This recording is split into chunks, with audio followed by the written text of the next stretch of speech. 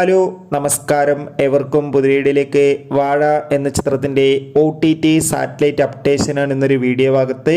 വീഡിയോയിൽ കൊനുമ്പ് video like ചെയ്യുക, channel subscribe ചെയ്യാൻ വേണ്ടി ശ്രമിക്കുക. ഷിജോ സണ്ണി പ്രധാന വേഷത്തിലെത്തിയ ചിത്രമായിരുന്നു വാഴ.